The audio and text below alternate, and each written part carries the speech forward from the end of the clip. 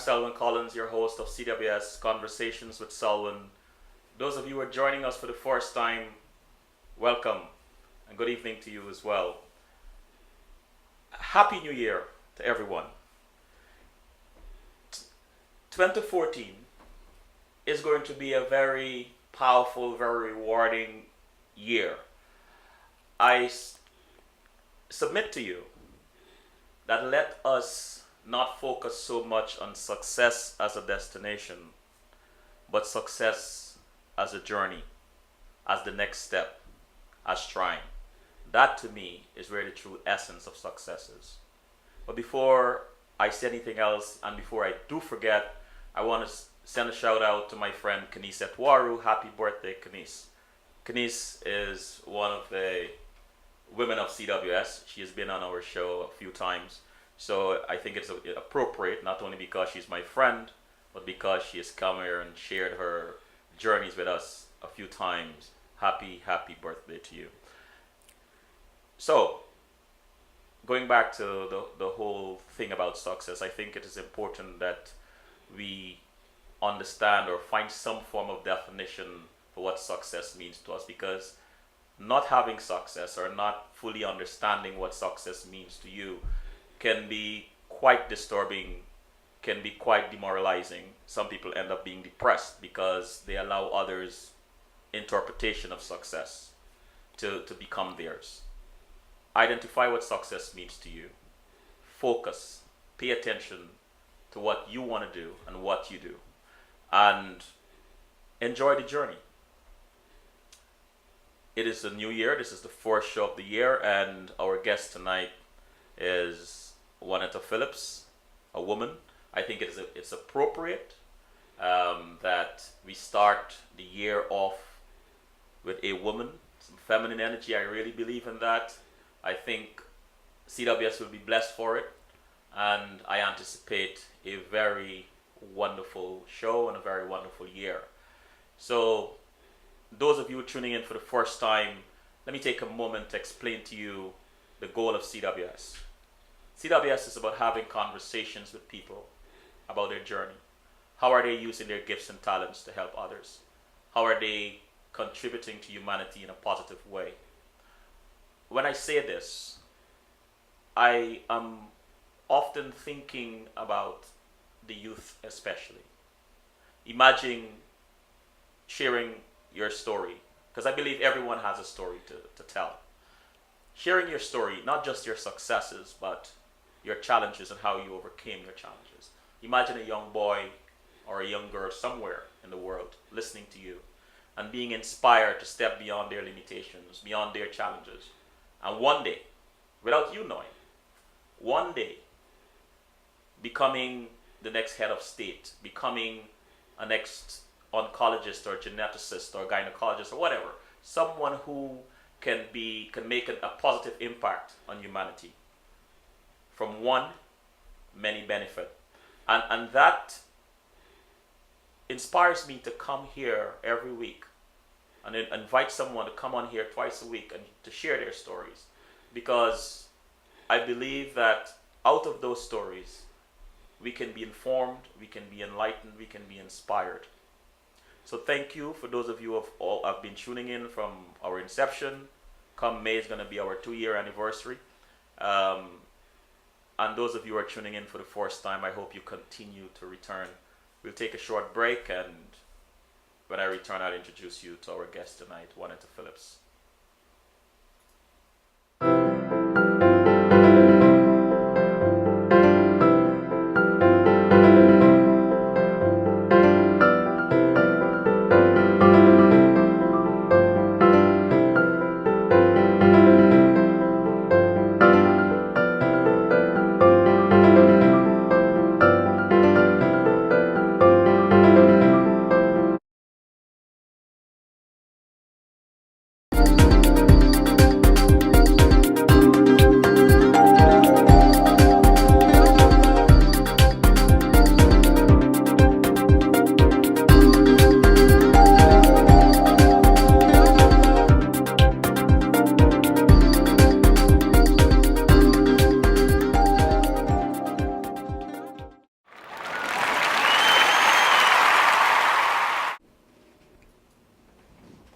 We are back, and as you can see, there's no split screen tonight. I know for some strange reason or the other, only one of our cameras seem to be working. I can't be bothered with that tonight, but the show must continue.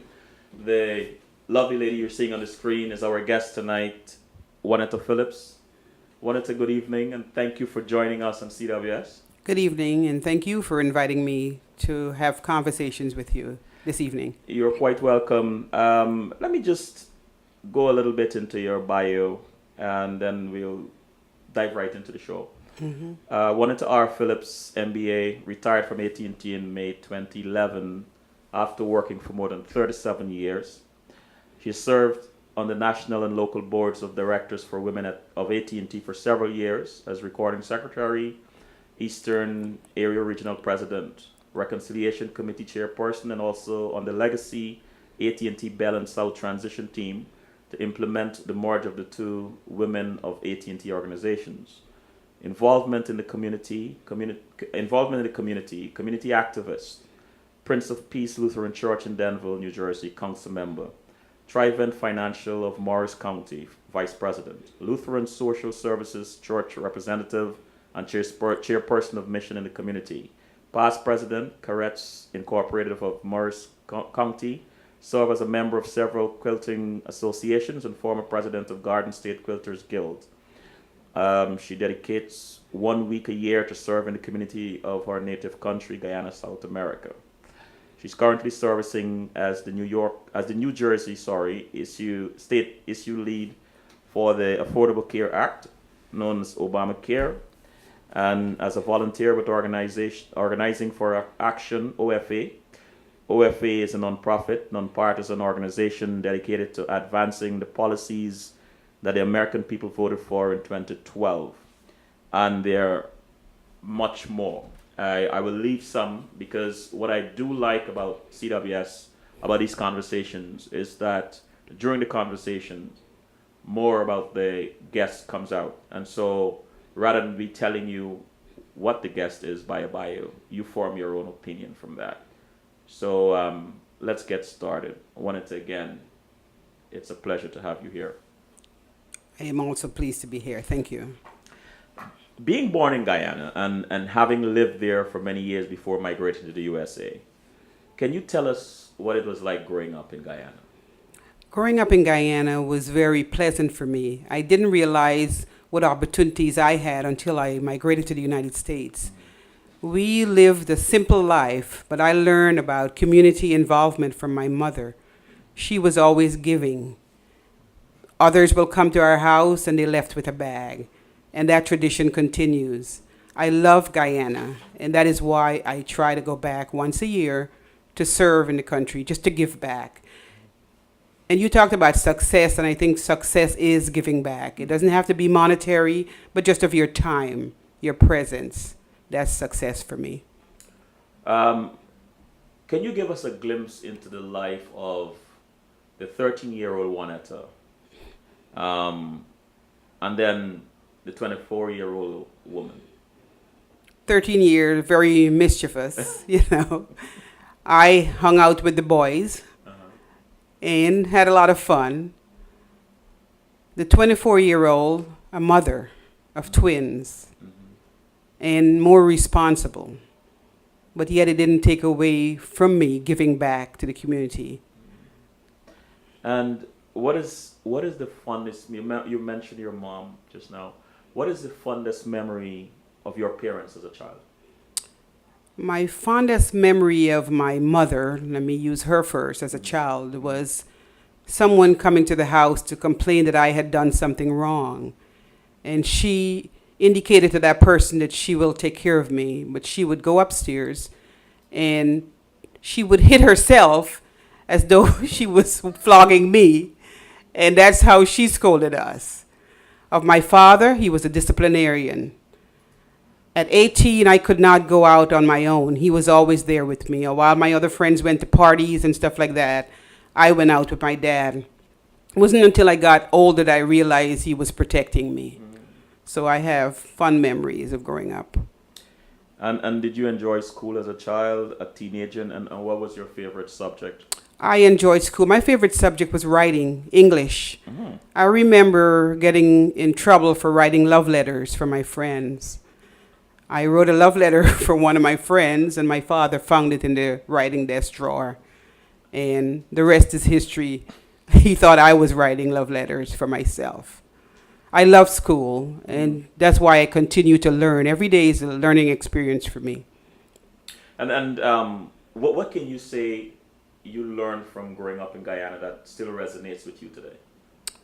What I learned from growing up in Guyana are principles, Hmm. the various aspects of how to conduct yourself, how, as I keep going back to giving back, how to help others who cannot help themselves. Guyana is a very rich and resourceful country, and I learned to share whatever we had with others. And going back to this giving back, and you frame that as success for you. Every year you sacrifice a week. What why is this so important to you, and what inspired this trend? You know, it is said that to whom much is given, much is expected. And much, as I said, doesn't have to be monetary. I believe in sharing your skills with others. Hmm. In sharing your skills with others, you also learn from them. And that is what is resident in me, just learning and sharing.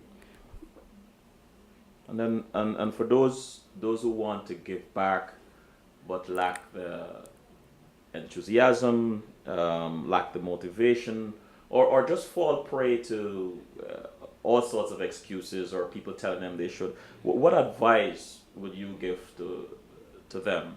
But especially young people. Find time to know people, ask questions. You learn a lot more about others by asking about them, and don't be afraid. Speak to strangers because you never know who you're speaking to and what you can gain from that person. And what would you say is most rewarding um, about your commitment to giving back? The most rewarding is just seeing the expressions on others' faces when you give back to them. I remember when my mom died, we went back to Guyana. She's buried there. And my children came with me.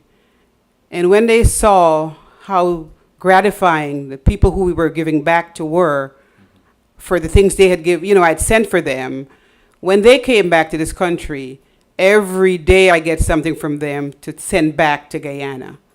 And that's what's gratifying, to see that they appreciate the gifts that they can give back to people, others. So every year, 1 week. Mm-hmm. And I'm sure you must have had quite some experiences because this is Guyana. Um, what are some memorable experiences you've had during some of those visits? Memorable experiences I've had going to the orphanage in Stanleytown and giving back to those young people who had nothing. But they gave back to you in the form of singing, praying, and appreciating what you've done for them. Other experiences were working with high school kids, just teaching them about taking care of their environment, having them write essays about why they should take care of their environment, and seeing the glow in their faces when they won an award or something else. You know, you give back, and you grew up seeing your mother do this, and it's instilled in you, and you go back to Guyana every year as a matter of principle, and it's something that you believe in strongly.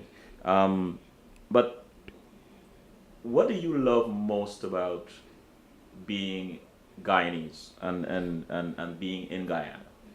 What I like most about being Guyanese is that we never lose our accents. And even though we do not realize, I've been here since 1969, and people just tell you when you talk to them how much they admire your accent. So that's something that we have that's resident in us, and we should be proud of that. I like that. And so you've been on many boards and held senior positions in some of those organizations. What are some of the most satisfying experiences working with others? The most satisfying experience working with others is when someone could come up to you and ask for advice. Then you know that you've done something positive for them. And I want to go back to your mother. Hmm. What story did she tell a lot about you as a child?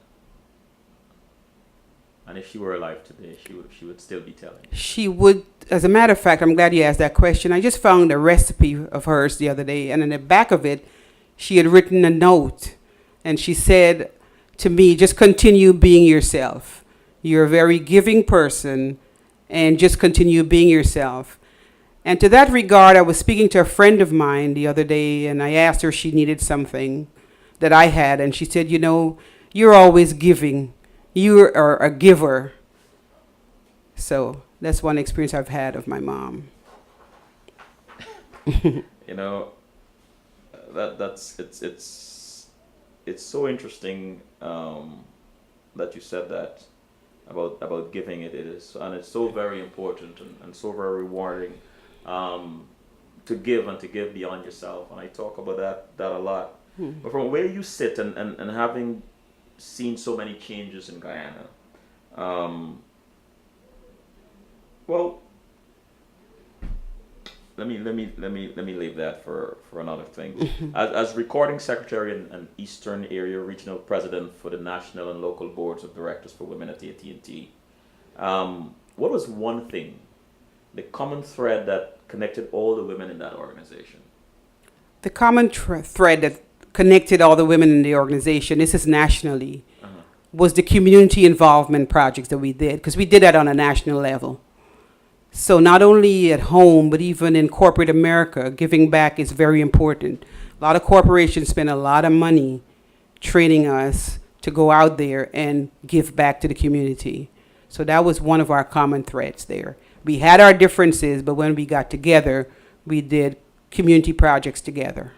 And while you were, especially in the women of AT&T organization, what was most rewarding about being there during your tenure? The most rewarding was the different people you meet from all over the country and how they influenced your life and what you learned from them and how you could also help them. And talking about community, how do you see your role as a community activist? As a community activist, my role is to involve others in community affairs. You can start at your local church. You can start anywhere in your community. Just learning about what goes on in your community and seeing how you can help. There's always work for volunteers. I tell people I volunteer for the Organizing for Action, and I make a 6-figure salary, and I'm happy with it. My 6-figure salary is 0.00000, but I am satisfied with that salary. Oh, I forgot your sense of humor.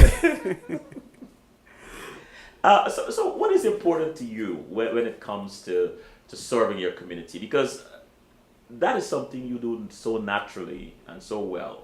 What is so important about doing that? What's important about doing that is, as I said, to whom much is given, much is expected. And I feel that it is my expectation to just give back. And as a community activist, I must say, and a courageous and strong woman, you are. And you know, one who has worked extensively with women in many organizations, and I'm trying to connect this with your involvement in community service in Guyana, and so you must have interacted a lot with women.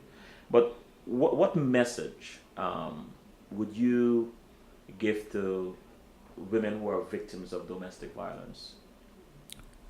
Guyana.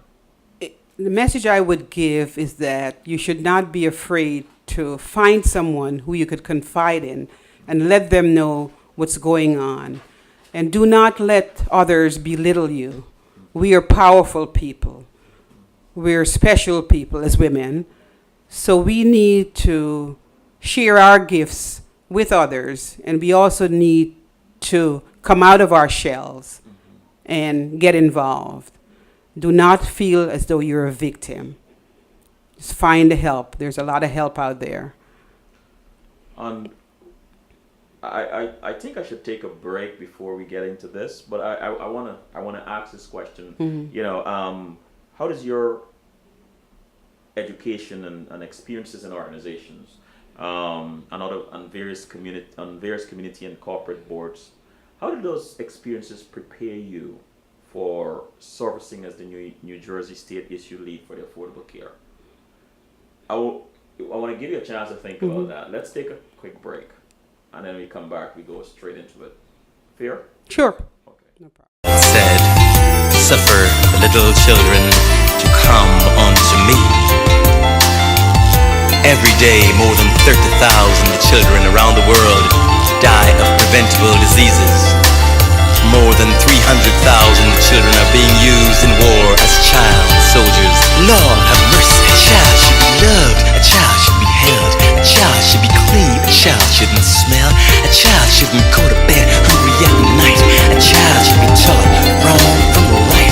A child should learn to say thanks and please. A child shouldn't suffer from preventable disease. A child is a fruit that should be picked before it's time. To do that to a child should be classified.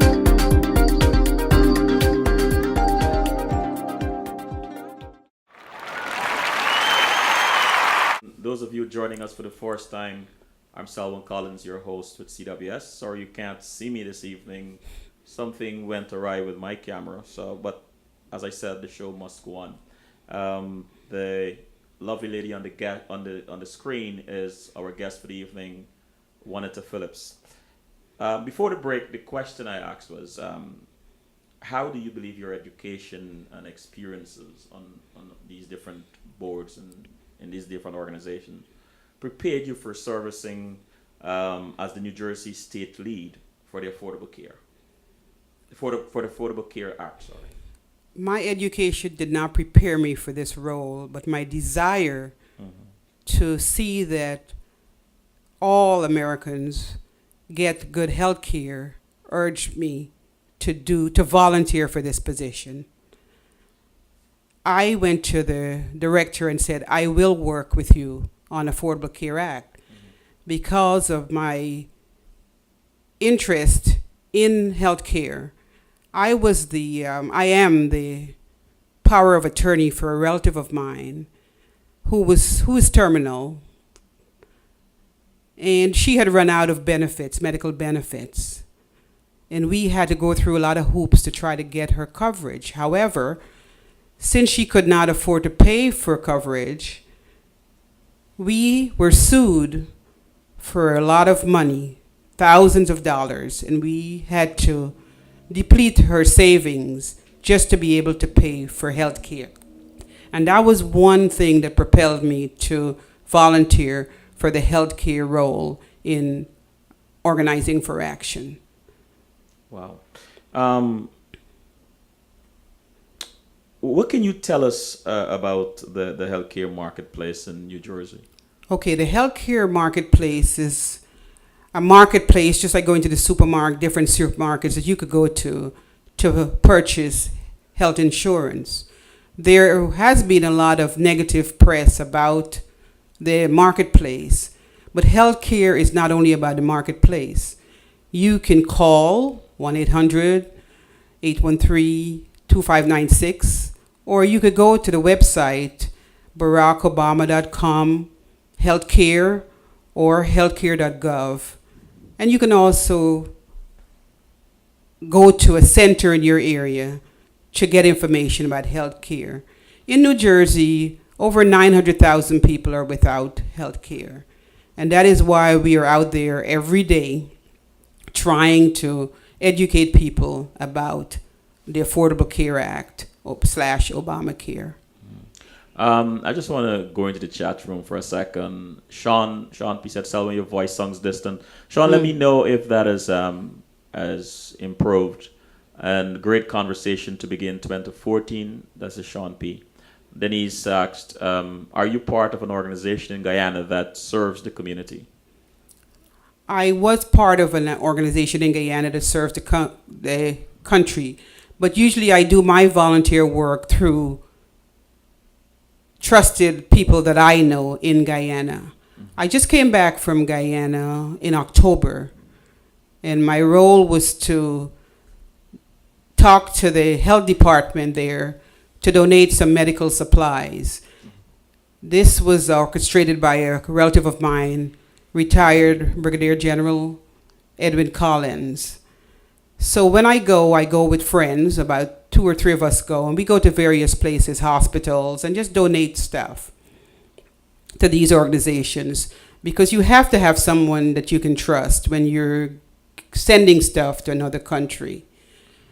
I was involved with an organization, but that organization is no longer a valid organization. And Sean P said, as someone who likes making 6 figures, I love the way she made it simple. And Sean said, yes, it's better. Thanks, Sean. We've heard so many debates. And by the way, thank you for mentioning those areas and the websites and numbers that people can visit and call for information and so on. But we've heard so many debates on affordable health care in recent years. Many have come out against it. Who do you believe stands to gain the most by buying into the Affordable Act? We as citizens and residents of this country will benefit from affordable health care, because we are getting a lot of benefits right now. No longer will you be able to be denied because you have a pre-existing condition. If you have a child who is in college, they could stay on your health insurance until they're 26. As a woman, when we go for wellness visits, we no longer have to pay a copay. And there's a whole lot of stuff about the benefits of affordable care, Obamacare.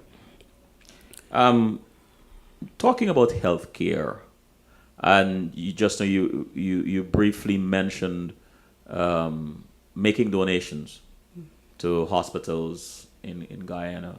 Are you still actively doing this? Yes, right now I'm in the process of, my gynecologist retired, and I asked his wife what they were going to do with the equipment they have. And she asked him, and he said, do you want them? I said, yes. Can I have them? I'm going to send them to Guyana. And he gave me the equipment.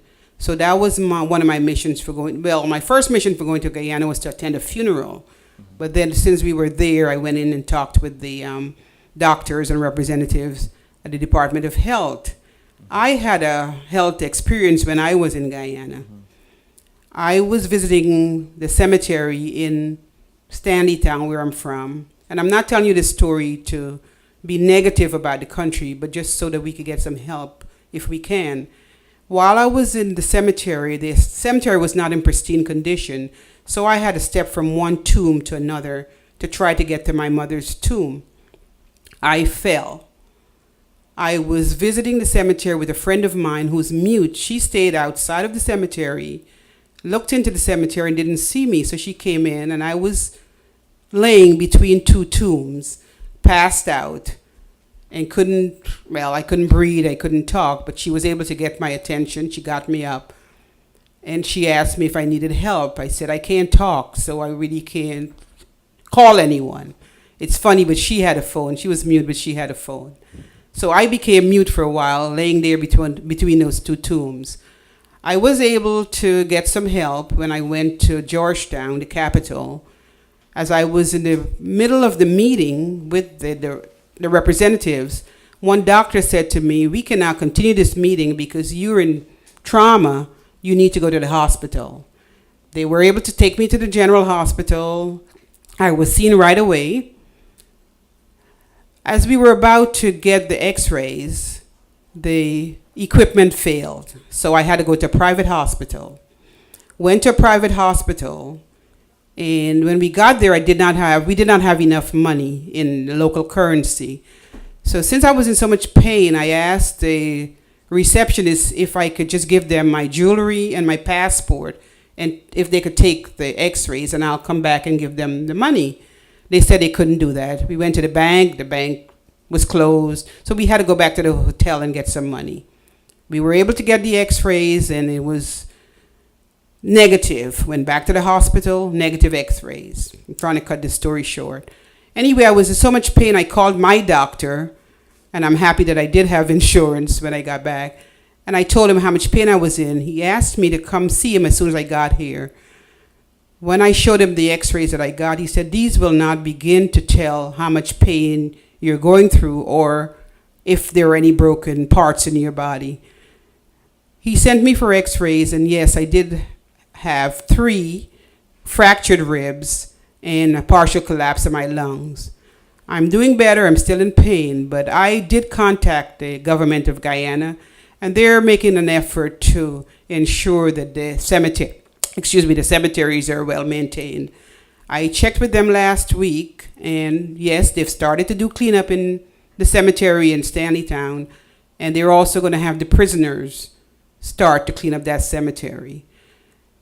So I am still going to send the supplies. I'm in the process of getting more donations to send to do the shipment, and I plan to do that by the end of next week. In the chat room, Denise said, "This is great. How can we help or contribute to your efforts?" Towards sending the equipment, I can give you my address or email address. Let me do that, Email. and then we could continue that way. My email address is my name, Wannetta, WANNETTA .Phillips, PHILLIPS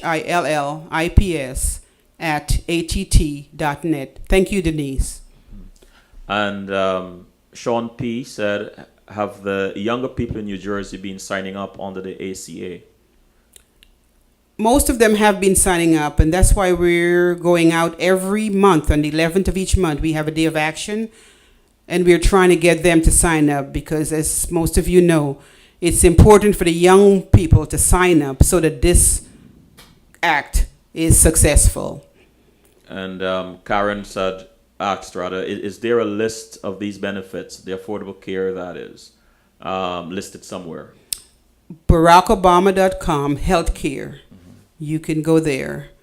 There are also success stories on BarackObama.com that you can get information about healthcare. Talking about the equipment to send to Guyana, to the hospital, how is that process? I mean, let's say there among our listeners, there's someone who has some equipment but don't know how to navigate the red tape or the policies and get access to who they should contact to deliver or to give donate some of these equipment. How difficult is this? What can you share with us some of that procedure? As I said, I went through my cousin, Brigadier General Collins, and he made the connections. Okay. So you need, as I said before also, you need a trusted person. But if anyone needs more information, you have my email address. I'm willing to give you that information. Okay. Do you believe there is enough community action at the grassroots level in support of the Affordable Care Act? There is, but we're always looking for more people. I was on a call last night, a national call, and there were thousands of people on that call. But we're always looking for more. There is. And what are some benefits that I know you mentioned that they're listed on Obamacare website.com website. But what are some benefits you're familiar with, you're intimate with, that you believe mainstream media are not telling the masses? They are not telling the masses about the person who probably has cancer and did not in the past get help because it's a pre-existing condition. But now, thanks to the Affordable Care Act, that person can get help and does not have to worry about it.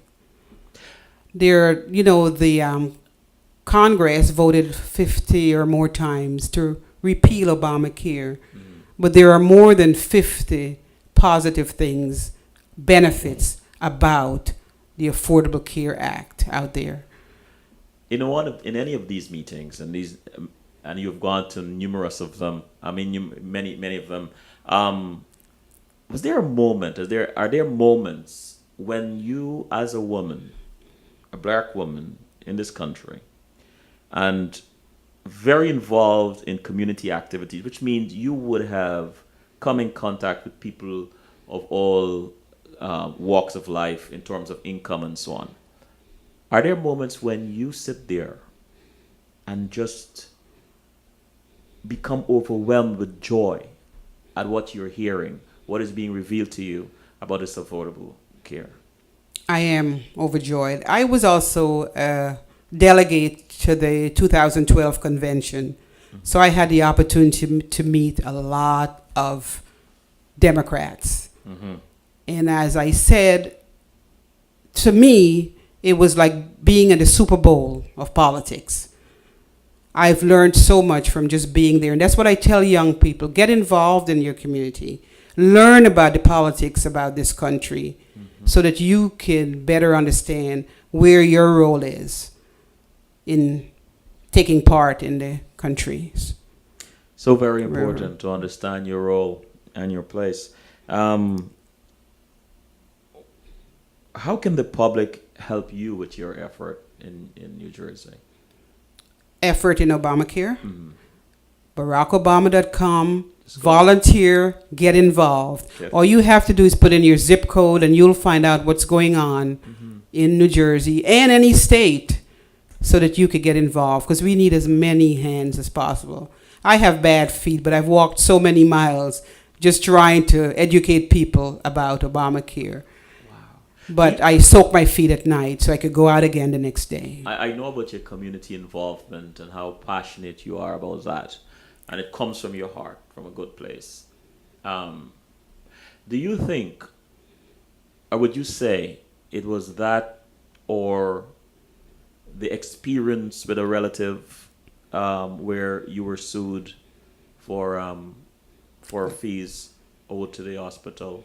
Do you think it was that or a combination of it that really drives you to do what you're doing in support of the Affordable Care Act?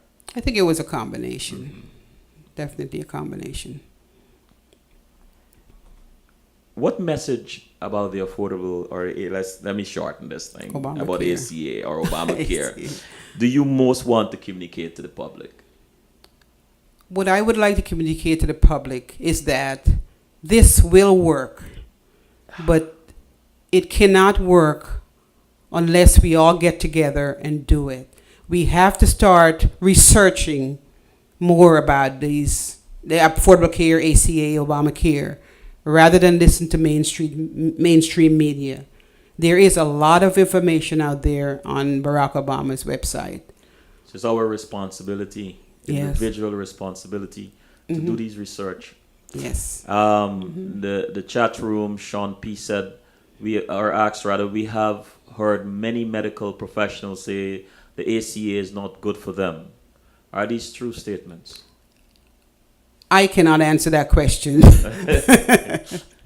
because I'll need more facts. Right. I just share information about Obamacare. I think I'll have to talk to them some more. But I could say that they could say that because they're not reaping as much benefits as they would prior to this act. Because with the Affordable Care, physicians have to spend 80% of our premium on health care and 20 on administration and stuff like that. Yes. Can you? I mean, I detect a contrast, and I'm asking this out of ignorance, and I'm sure there are many out there. Can you elaborate a little bit on this ratio, this new ratio because of ACA that requires physician to, and rightfully so, spend more of their time on More of their income. more of their more of their income. Tell us a little bit about that.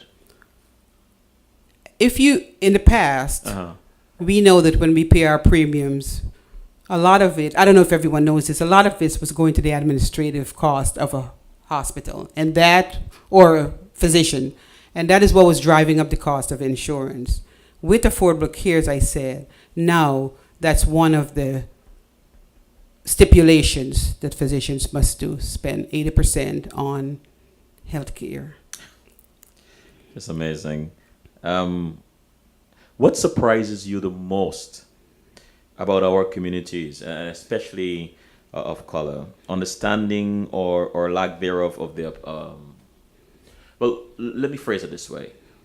Um, what surprises you the most about any community? Forget the identity of the community, but people you have come in contact with about their understanding of or the lack thereof of ACA.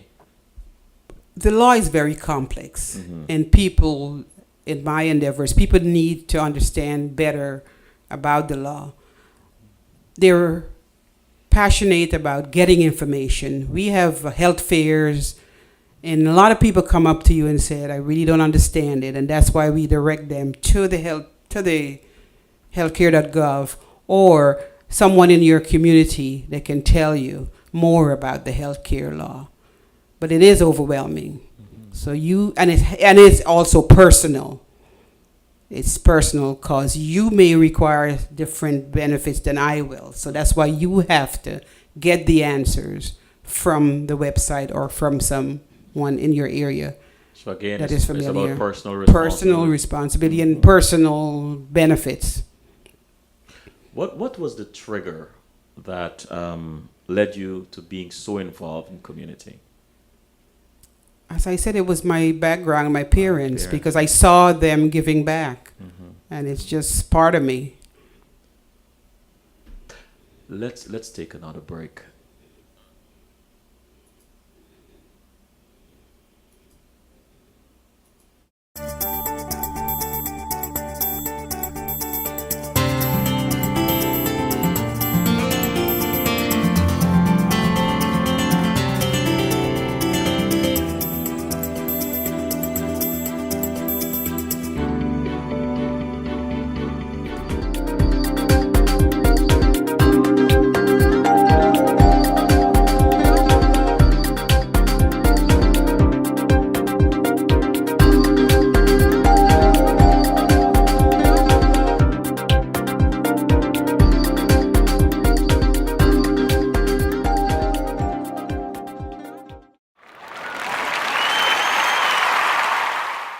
We are back with Wannetta Phillips.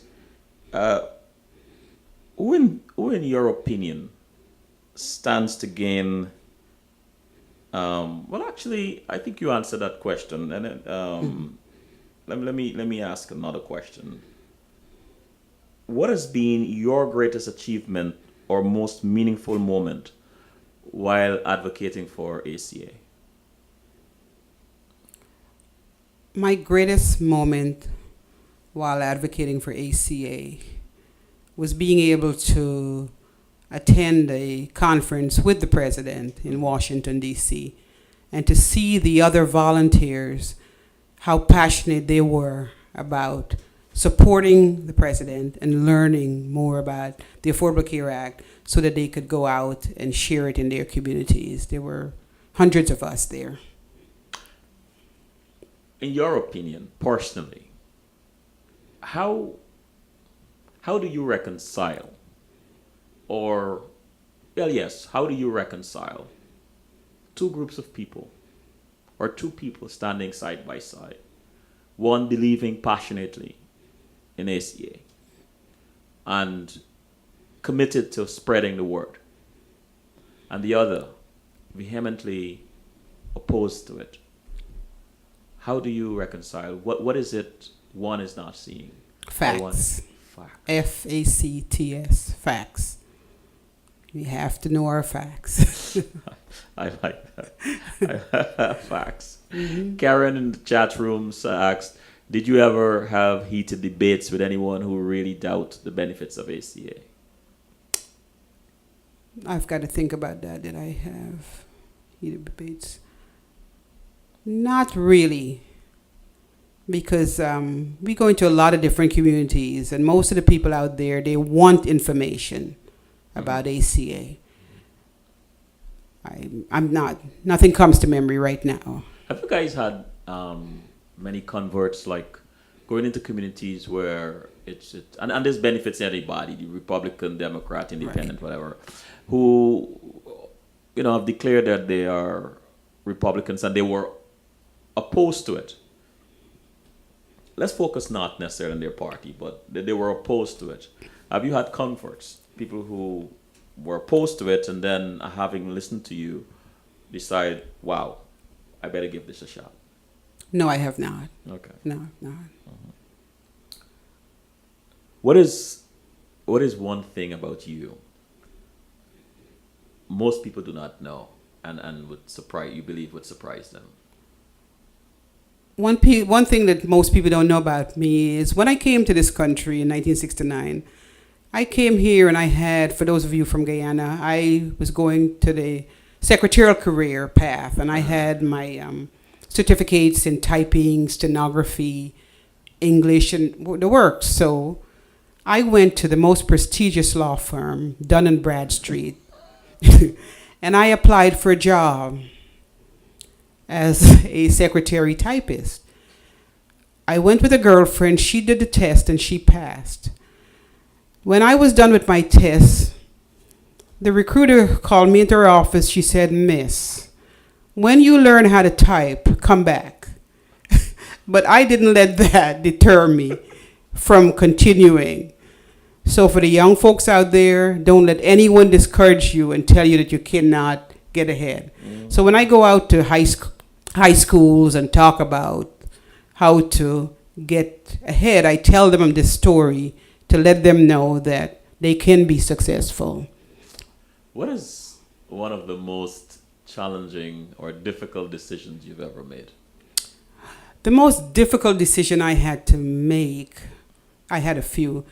The most recent one was working on a board of directors when I had to discipline a volunteer about her past performance, and this past performance did not falter while I was president. But as a result of my diligence, we were able to remedy the situation and find someone else for that position. You know, you're in corporate America and you think that that's the only place you have to do disciplinary action, but even in volunteer jobs, it is difficult there also. That was one of my most challenging ones. The other challenging thing was when I worked at AT&T supervising employees, one of my employees came back and she was intoxicated. And she was about to beat the crap out of me. But lucky for security, I was able to get help. But the benefit of that was that this young lady went to rehab. And when she came back, she was so happy that we did find, that she had a problem at that time. And as a result, she was teaching others about alcoholism. Wow. These are the stories I live for, opportunities out of tragedy or negative situations. From your vantage point and with your intimate knowledge of the Affordable Care Act, what are some hard questions you find people in the local communities usually ask? In the local communities, people ask us about benefits. How much will I have to pay? The facts about their personal situation. And we cannot answer those questions because we are not insurance brokers. We cannot sell insurance. So that's when we just tell them what the benefits of the law is and where to get information. We cannot sell insurance. We have navigators out there that can help you. As a volunteer with Organizing for Action, OFA, what can you tell us about this organization?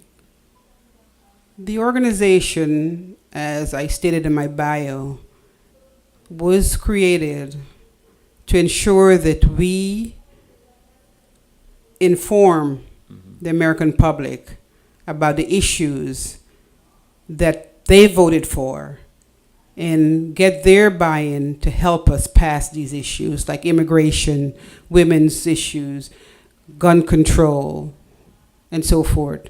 My two passionate ones are Affordable Care Act and immigration, because I've got immigration stories too that I can tell you. Well, that's a very good segue to my next question. Really? you many years ago migrated here, and most of your family and friends were left behind. But you made it. You made the American dream. So there must have been some sacrifice. What can you share with us about how you felt in those early years, or what it was like? It was very frightening. I remember living with some young ladies, and as you know, we were trying to get by. So we shared everything we had. Working in some of the businesses, if you saw someone came in with a blue suit, you thought they were from immigration or ICE, as we call it now. And it was very frightening. One of my friends, Myrtle, she had borrowed a pair of shoes of mine. When she came home, she had a half a pair, and I asked her, where is the other side of my shoe?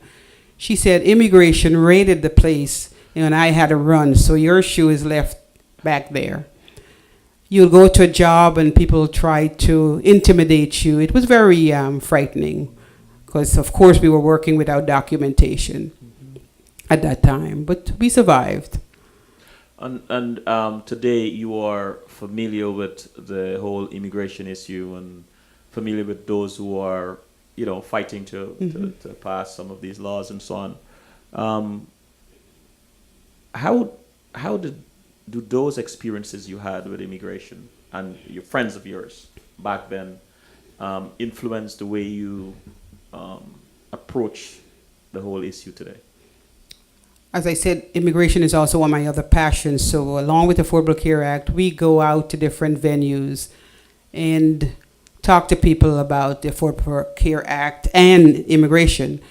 I was at one of the, in Washington, Congress was about to vote on the immigration bill. I think it was last year, I don't remember the month.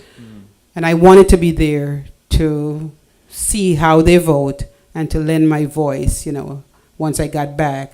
We met with one of the Congress people from New Jersey and influenced him to vote for the bill. Wow.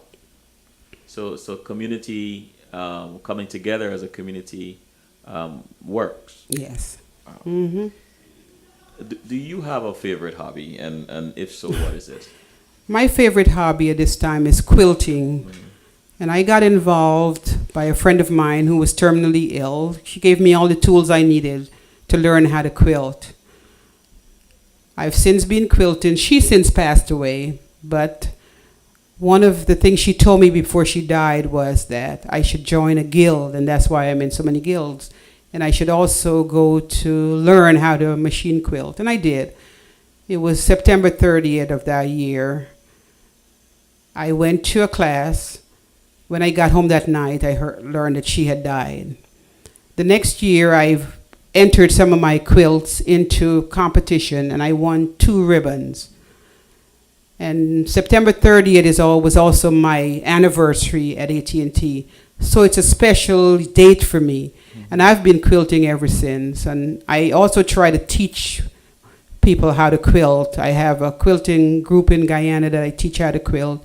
And I try to go, everywhere I go, I try to teach someone that skill and craft.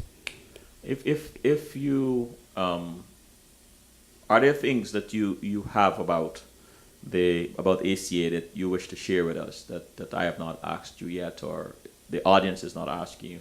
Are there points that you would like the audience to know?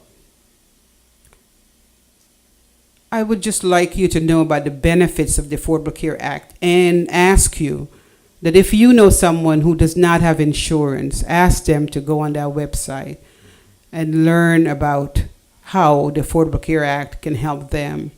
Don't be intimidated by the website.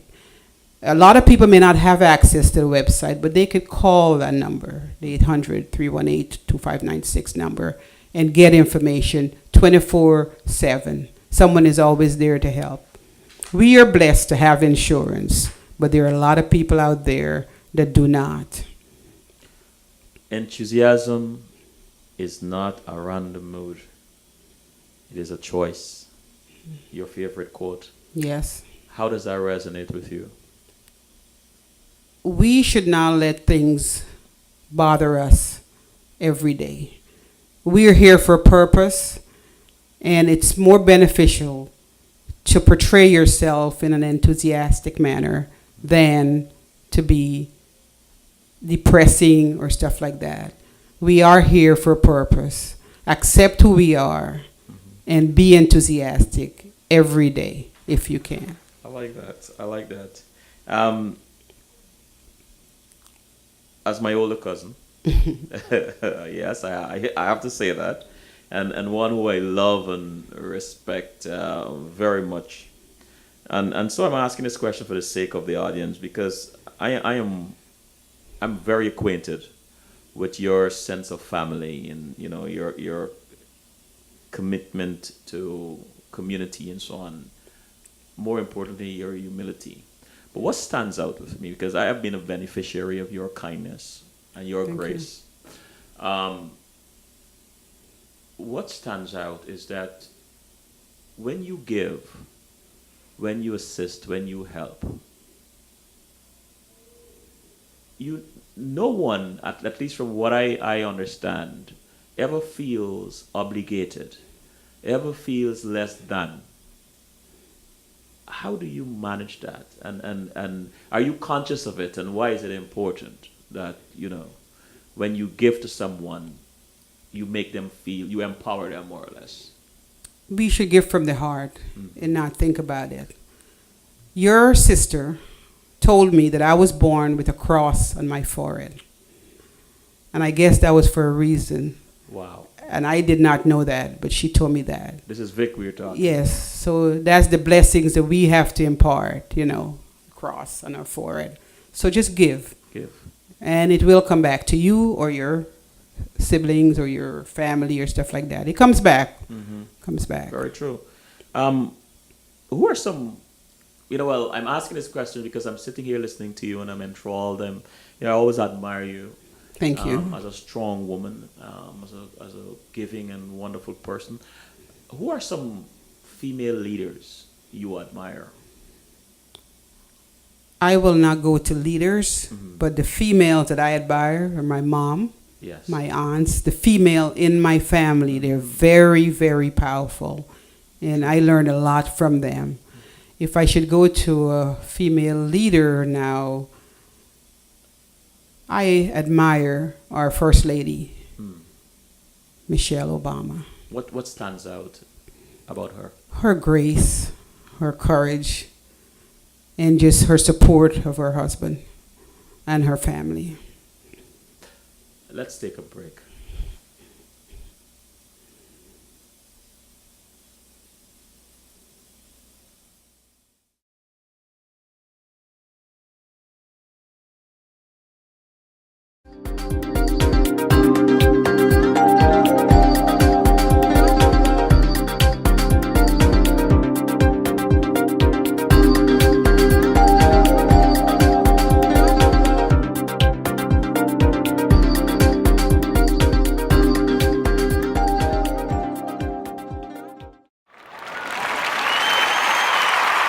And we are back again with our guest for the evening, Wannetta Phillips.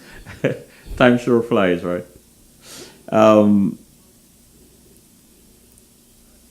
Looking back,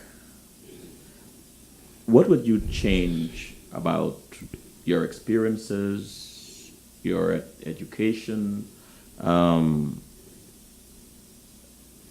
What would you do differently if you had to? That's a tough question.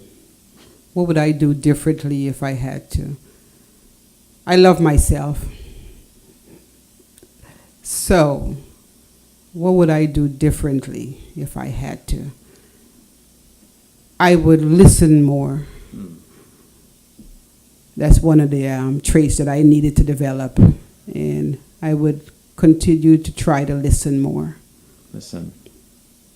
When are you most happy? I'm most happy when I can quilt, when I could have imported chocolate, when I can help someone and be there for them. I quilt every day. I try to quilt every day that I'm home. And that's my sanctuary, that's my peace. when I worked, I told my managers that if I'm late, I'm home quilting. So, but I will be at work. And it's a very rewarding and relaxing hobby. You always seem to be at peace, calm. That's what I know of you. I don't think I've ever seen you flustered. And I've known you all my life. When you're quilting, when you're in your sanctuary, what type of thoughts? Don't have to be personal, but what is the gist of your thought pattern when you are in that space? When I'm in that space, I'm thinking, how many more quilts can I make to give to someone? Because it is also an addiction, but a clean addiction. Because quilters, and it's a very large organization, quilters are addicts. Really? We hide fabric everywhere. And we go to all shows, and we need some place that should go to, like Quilters Anonymous, because it is an addiction. But it's rewarding. Really? Oh, yes, sir. Yes, it is. We hide fabric everywhere. When you're at one of these organizations, these meetings, what is a typical conversation or chatter among quilters? What new technique you can learn. We have trainers come from all over the world to teach us new techniques in quilting.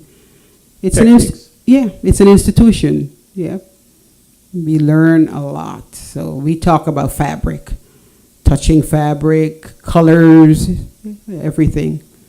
Yeah. Do you do you sell these quilts? I mean, I know you give. I them sell away. some of them, but I give most of them away. Yeah. And so if someone wishes, the email address, if they wishes to contact If they wish to contact me about quilts, yes, they can. Are you working on any current projects? I'm finishing up some community projects to give away quilts for children. Yeah. What is most gratifying about being Wannetta Phillips? Most gratifying is being comfortable with who I am. I like that. I like that. And what traditions? You may have answered this before, but I want to ask it again because somebody may have come on late, joined us late. What traditions you grew up with that you believe contribute to you being so driven today? Traditions that I grew up with that allows me to be driven is religion. Church was a must. As I'm sure many of your audience had to go to church every day. And I've got a cousin who is your sister in Florida, and one day I called her and I said, "You didn't go to church today?" She said, "Wannetta, I've gone to church so many times that I think I can skip a day." So that's how we grew up. And right now, with the community I'm in church, I play bells at church. And if I'm not there, if I'm not going to be there, I call. And my friends laugh at me that I'm calling into church to let them know I'm not going to be there. And if I'm not there, they call me to make sure things are okay. Discipline. Yeah, discipline. Respect. Yes. Yeah. I don't know why this thing keep coming up. And I want to save this question for an economist, but I'm going to ask it of you because, again, I keep going back to that power, that sense of self and power you exhume as a person and as a woman and as a black woman. Quite a few of my friends and I sometimes discuss the state of affairs in the Caribbean, its economics, its socio-political conditions. I had a friend of mine who was on here recently, Dr. Sean, same guy, Sean, and he's very into the Caribbean. But one of the things that we talk about, and I am very close to, is the empowerment of women. And believe it or not, among some male friends of mine, we believe that there needs to be some kind of a cultural and political paradigm shift to create a space for more women to assume high office, higher office, but more importantly, this is where I'm leading to, more heads of state in the Caribbean. I think I pray for a time when women will dominate that. And only because I think there needs to be a kind of a balance. You know, men, have dominated that scene, the political theater for a while. And so I don't know if this is a fair question, my cousin, but I ask you this. What are your thoughts on that? That more women, if the Caribbean would have more women heads of state, how will that impact the growth and stability of that region? I agree with you that we need to see more women in higher positions in the Caribbean. I'm not going back, so I can't get that role. Right. Oh gosh, there goes question number. Okay. But we have to empower ourselves and put ourselves in the right position to be able to assume those roles. We have to be visible. I like that. There's a young lady that I had on here, very young, early 20s. Her name is Sarah Barrett. I had on here several weeks ago.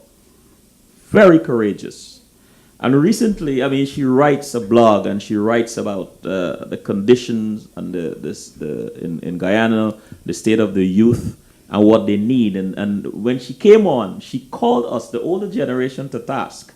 I was sitting here having a conversation and I'm listening to her in awe and thinking, she's right, right? And she said something like, you guys must pause and think about how you guys have left us and it seems as though you've abandoned us and so on.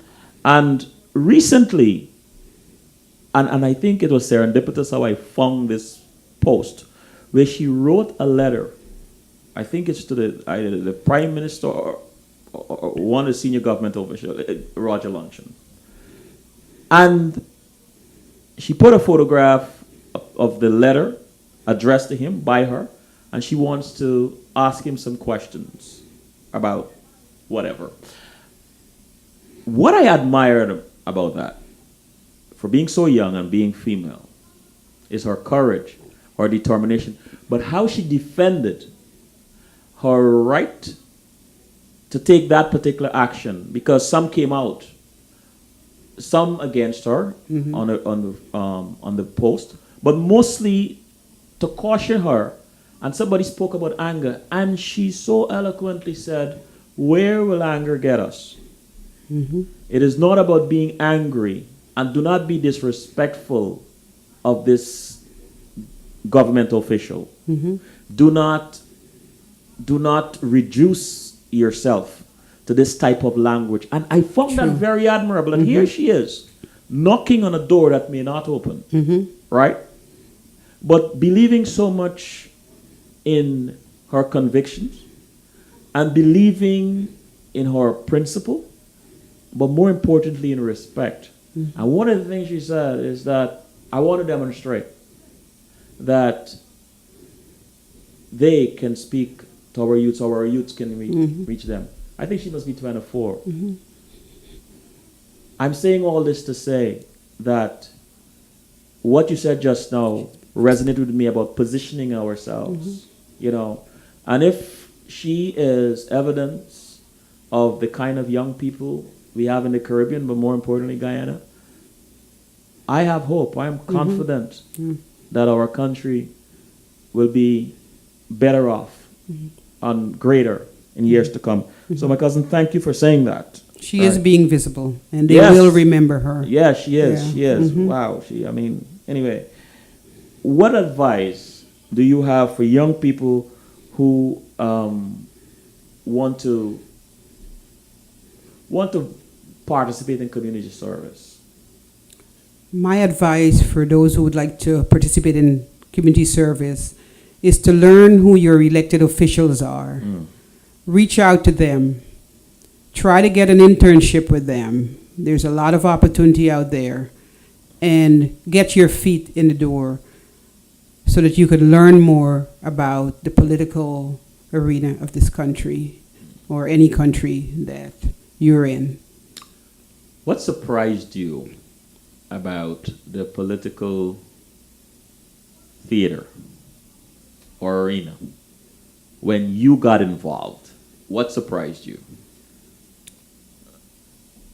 What surprised me when I got involved is that I had a colleague who told me that I was not going to go to represent New Jersey as a delegate because she went last year or the year before and they only select one person. But I knew the work that I had done to get votes, to get, signatures and petition on my petition, and I knew that I was going. She told me that the list would be in alphabetical order, would be her name first and everyone else later. So it surprises me that people are out there trying to deter you from reaching for your goals. So don't let that distract you. I knew I was going to be a delegate because I knew the work that I put in. So not only did you believe, or do you believe in yourself, but you put in the work. You put it, you work. You have to work. What are you most proud of? I'm most proud of my twin daughters and my grandchildren. My grandchildren, they make me laugh every day. And my daughters, when, I don't know if you were at my birthday party when I was 16. Yes. 60. And I was proud to know that my daughter said that she did not have a student loan when she graduated from high school. Yes, I And remember she knows that I love to save. I would save a penny every day. I am one who I love to iron, and I will iron so that I can reuse it. So that I can get money to spend on other things. Oh, that's a good one. Oh my gosh. Is there anything I ask people this question this way. Is there anything you would rather forget? But let me spin it and see what happens here. Is there anything that you would always want to remember? The thing that I would always want to remember is that when I was in high school, there was another student in class who was bigger than I was, and she tried to have a fight with me. But I keyed in on her long hair, and I wrapped it around my hand, and I was the better of the two. I'm not saying that we should fight, but I remember defending myself while in high school. Wrapped her hair around my hand because I couldn't beat her or anything like that, so I had to control her. Yeah. Oh, that's powerful. No violence now. Oh, that's powerful. Oh gosh, that's powerful. Finish this sentence. I look forward to Sunday evenings because.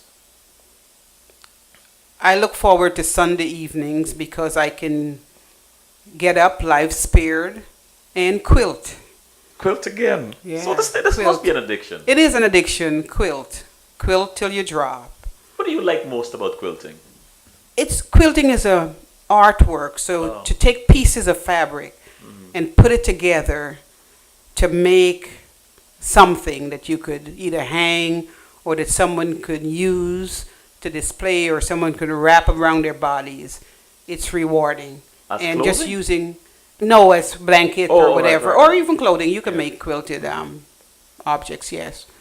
So it's just rewarding, to know that you're touching fabric. You see how excited I get when I talk about quilting, right? So you could get lost in lost in the project, very much so. What are you most thankful for? I'm thankful for my family, my friends, my extended family, for health and happiness. It's almost moronic, I guess, to ask you this question because you're so much into the church and so on. I better not ask you the way I wrote it. Let me just speak off the top of my head. How much does religion and spirituality play a role in your daily life? Spirituality keeps me grounded. I am the only African American in my church, but yet I feel Like, I know that they're my family. They are my extended family. So it grounds me. And just getting involved in council and doing things to make the church function as a whole is rewarding.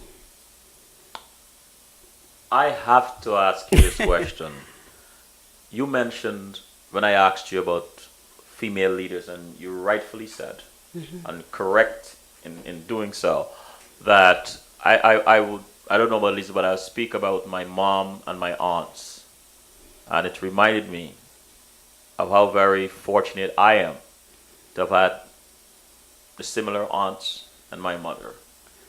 Growing up, knowing how very strong they are, and to this day, wow.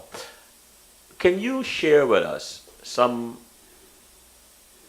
lessons, or even quotes, or words of wisdom or advice you might have learned from your mom, Aunt Waveney, or any of the aunts that still rest with you today? Do not envy anyone for what they have. That's the one that I do remember. Yes. Because you do not know how they acquired it. Do for yourself. Yes. Respect. And Wow. respect, yeah. Yes, and respect. What's next for you? After I leave here? I like that. I like that. I like Next that. for me, continue to be involved in the community. I like that. If you could go back in time, what would you tell that 15-year-old girl, Wannetta?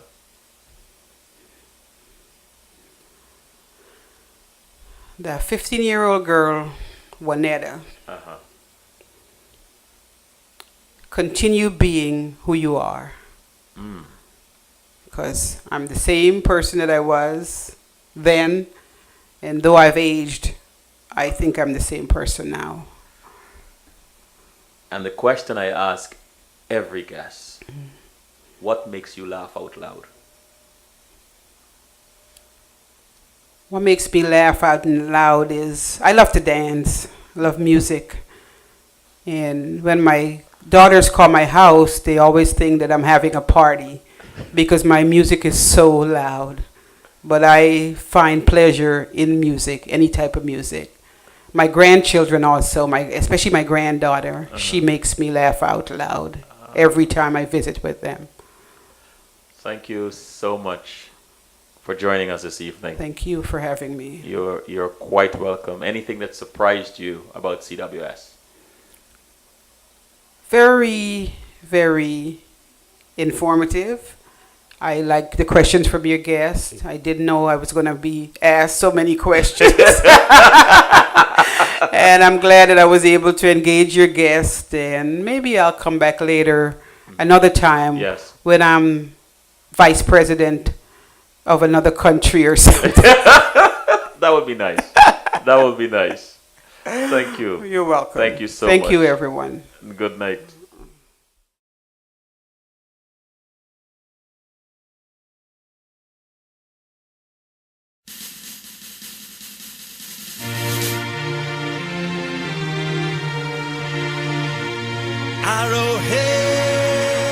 Arrowhead, I love my golden arrowhead.